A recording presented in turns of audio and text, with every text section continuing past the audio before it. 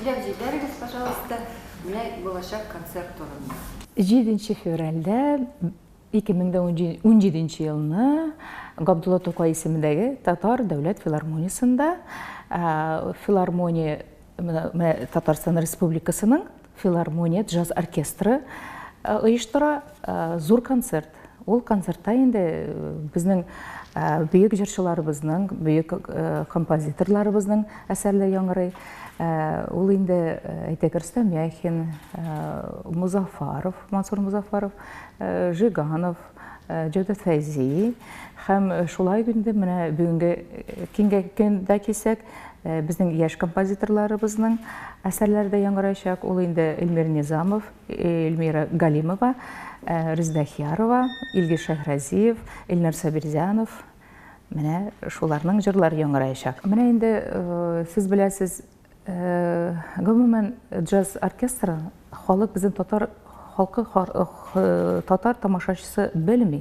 Шуңа күрә шул яктан да без менә безнең искиткеч профессиональ дәрәҗәдә үзесен бүгенге көндә яхшы яктан күрсәтә торган республикабызның джаз оркестры бөтен яктан да әйтик бөек профессиональ дәрәҗәдә бөек сәнгатьле. Шуңа күрә менә шушы оркестр белән безнең татар җырчыларын да бергәләп шушы төре тавыш белән җырлауларын без теләп калабыз. Чөнки бүгенге көндә үзегез беләсез инде бик фонограммага җырлыйлар, мөмкинлекләр юк оркестр белән җырларга безнең яшь җырчыларыбызның. Менә шул нияттән дә без инде менә бераз генә ничек дип булышлык дип безнең җырчыларыбызны аларның сәнгать буенча үсешләре диекме, профессиональ дәрәҗәдә үсешләре. Шулай да менә бәлки әйтеп үтәбез, безнең музыкантлар һәм безнең артистлар, җырчылар әгәр дә ансамбль белән, оркестр белән җырласалар, төрле оркестр белән җырласалар, алар инде әлбәттә инде бер башка диек күтәрелә профессиональ дәрәҗәдә. Шуңа күрә әлбәттә монда бу яктан инде без шул яктан да әйтеп үтәсе килә, җырчыларга булышлык итәбез. Чөнки менә оркестр белән җырлау ул бик әйтик үз өстеннән эшләү таләп ителә һәм әлбәттә профессиональ яктан үсеш кирәк.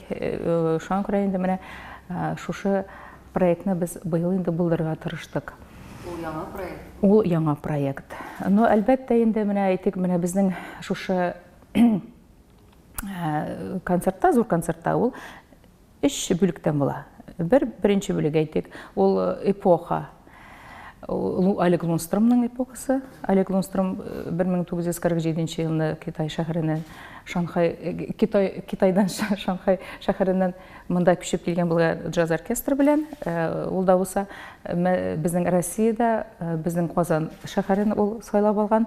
Россиядә беренче джаз оркестры шушы Биг Бенд дип әйтик, беренче оешкан Казан шәһәрендә безнең Татарстан республикабызда. Менә шул яктан да ул ничектер безнең өчен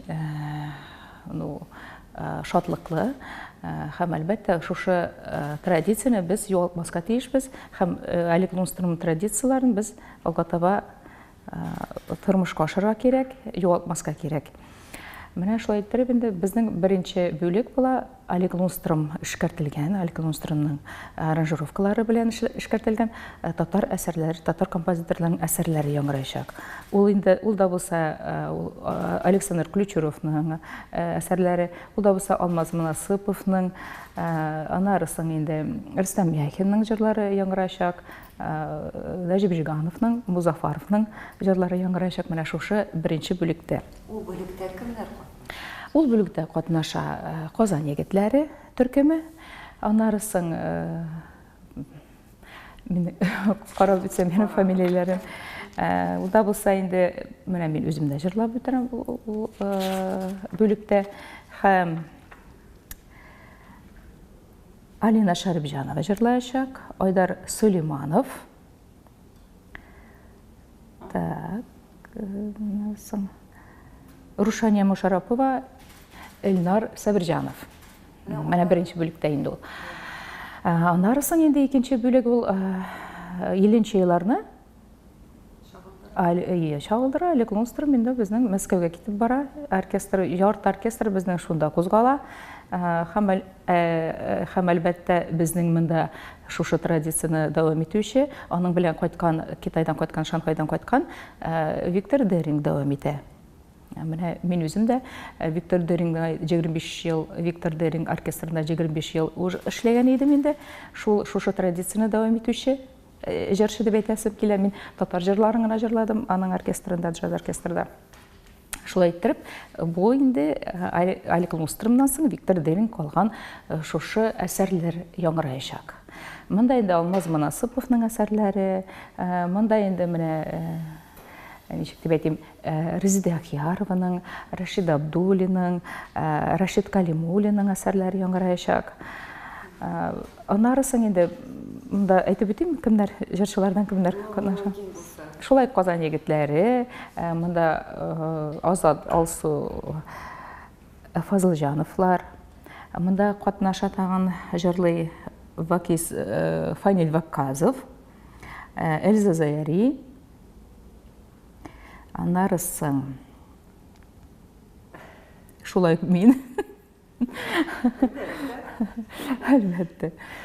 Әлбәттә инде ана инструменталь әсәрләр, аннары соң Луповның, менә безнең консерватория профессоры Лупов, аның белән озак еллар эшләгән, ул әле бүгенге көндә исән, бик матур итеп җырлар һәм инструменталь әсәрләр. Бик күп язы аранжировка безнең джаз эшкәртүендә бик күп аның әсәрләре, шуңа күрә аның әсәрләрен җырлап уйнап үтәбез, шулай ук Луповның да әсәрләре яңгыраячак. Монда бит инде татар композитор булгач, татарда эшләүче, татарда иҗат итүче композиторлар турында да сүз бара.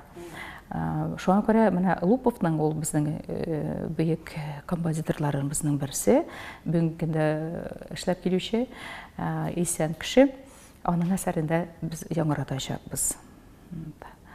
Шундан соң инде менә безнең музыкантлар арасында джаз оркестрының ішінде бик көчле артистларыбыз, музыкантларыбыз эшләп килә. Аларның әсәрләре, ул әйтик, безнең дирижерыбыз Анатолий Александрович Василевский.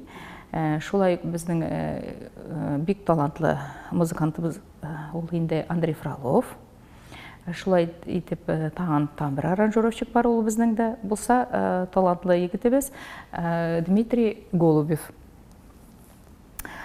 Инде хәзер килсәк 3нче бүлеккә. 3нче бүлектә инде безнең бүгенге көндә заманча яңгыраячак, бүгенге заман композиторларыбызның әсәрләре яңгыраячак.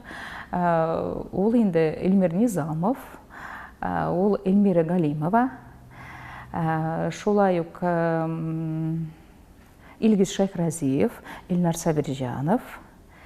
Менә мин дә берничә әсәр үзем яздым. Бөтенесе эстрада һәм джаз эшкәртүендә. Ул җырлар яңгыраячак. Менә анда инде әлбәттә бөтен менә шушы булган, монда язылган, афишада язылган җырчылар бөтенесе җырлаячак. Шулар арасында Альгөл Бариева, Иркә, җырчы Иркә. Гүлнара Тимерҗанова,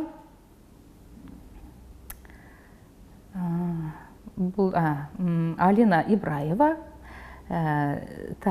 Эльза Заяри, Зарина Вильданова әйтеп үттем инде, Гүлнара Тимерҗанова әйтеп үттем. Шулай ук Айдар Сулейманов и Алина Шәрбҗанова җырлаячак. Менә әлбәттә бу шартта үзгәреш җиле темасы барлыкка килә. Менә сезнең комментарийгыз ничегрәк булыр икән? Бу кабатлаумы? Беләсезме, мин үзгәреш җиле турында әле уйлаганым да булмады. Чөнки ул минем шушы проектны 2014 елдан бирле инде эшлисе килгән иде. Ул просто ничектер туры килде шулай бер-берсенә. Инде минем ул инде хыялым, күптән хыялым, шундый безнең яшь җырчыларыбызның оркестр белән матур итеп чыгыш ясаулары. Менә шушы Менә мин үзем җырчы буларак аңлыйм инде аны. Чөнки бик мөһим һәрбер җырчыга, һәрбер профессиональ җырчыга оркестр белән җырлау. Ул үсеш яктан да, бөтен яктан да кирәк. Чөнки ул яктан әйтик, һәрбер җырчы үсә, һәм һәрбер җырчы үзенең өчен ничектер ул аның юлында ул бер әйтик шундый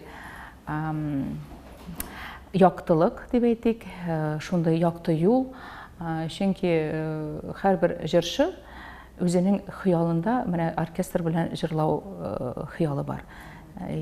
Менә мин әйттем дә аларга, мен бит, әйдәгез менә җырлыйбыз, менә әйдәгез бергәләп шулай эшлик оркестр белән. Бу проектны әле беренче тапкыр без аны һәр елны шушы проектны телибез, һәр елны шулай итеп оештырырга, үткәрергә һәр елны. Шуңа күрә алар бик тиз шулай итеп рәхмәт әйтеп, шатланып, риза булдылар. Ул проект филармония проекты бу. Әлбәттә, филармония проекты. Мин инде үзебезнең филармония җитәкчесенә Кадым Назарович Нуруллинга әйттем дә, ул инде бик шатланып, риза булды. Әлбәттә, шушы проектларны эшләргә кирәк, шушы проектларны тормышка ашырырга кирәк. Бу инде авыр булса да, бик эшләргә кирәк, тырышырга кирәк. Бер эштә җиңел бирелми, бөтенесенә эшләргә кирәк, тырышырга кирәк. Менә бу зур проект бит инде, аны финанс ягы да бик авыррак, зур, потому что гонорарлар түлисе бар, башка эшләр. Менә бу проблеманы ничек хәл иттегез? Ничегрәк финанс ягыннан? Монысы инде ничек дип әйтик, ул бер яктан, может, коммерческий тайна дип әйтергә. Зал сатыла, анысы барыбер инде. Ну, зал сатылу, анысы ул яктан авыррак. Аны менә эшли торган кеше генә аңлап бетерә. Бөтен нәрсәне әйтеп бетерәсе килми, чөнки какой-то коммерческий тайна есть. Мин эшләмим акча өчен. Мин эшлим үзебезнең республикабыз өчен, менә шушы безнең җырларыбызны, безнең композиторларыбызны, безнең шагыйрьләребезне, җырчыларыбызны күтәрү мәсьәләсе белән. Чөнки шундый искиткеч профессиональ дәрәҗәдә, югары дәрәҗәдәге безнең профессионал оркестрыбыз бар. Оркестрны күрсәтү бер яктан безнең җырчыларыбызны күрсәтү, безнең әсәрләребезне, безнең композиторларыбызны, шагыйрьләребезне күрсәтү нияте белән эшләнә бу. Акча эшләү мәсьәләсе белән түгел. Аның турында уйлаган да булмады әле мин. Менә әйтәләр бит, курыксам да күз курка, кул эшли дип, шулай инде. Курка булса да эшлибез. Һәр проект әле менә һаман да килеп чыга. 14нче елдан бирле җитәкче булып эшлим. Оркестрның менә бөтен проектлар да әле менә бүгенге көндә барсы да әйбәт итеп килеп чыгалар. Әлбәттә, инде безнең җитәкчебез булышлыгы белән. Ул бик нык булыша бөтен яктан да. Алай гына түгел, безнең бит республикабызның җитәкчеләре дә безгә бик нык булыша. Безнең сәнгатебезне күтәреп баралар, безнең грантыбыз бар. Шуңа күрә оркестр безнең бүгенге көндә күтәрелә, үзгәрә. Бөтен яктан да әйтик, үсәләр профессиональ яктан. Киләчәктә дә Әйе. Татарчаны тәмамлады. Юк, менә безнең алга таба Мәскәүдә безнең чыгыш ясыйбыз, менә Тукайга багышланган безнең, значит, проект бар. Менә шулай татар җырчыларның, татар композиторларның әсәрләрен җырлаячакбыз. 23 апрельдә Асадуллаева йортында булачак ул безнең. Ул инде шунда тоже безнең беренче проект, чөнки безнең филармония джаз оркестры әйтик Мәскәүдә булганы юк. Бу елларны дип әйтәсем килә. Алар сирәк йөриләр. Менә шушы яктан безнең Мәскәү тамашачысына да безнең оркестрыбызны күрсәтәсебез килә. Аннары соң инде менә без фестивальгә барабыз. Сыктывкар шәһәренә. Ул инде 20 мартта безне чакырдылар анда. Бөтен дөнья фестиваленә, джаз музыкасы фестиваленә.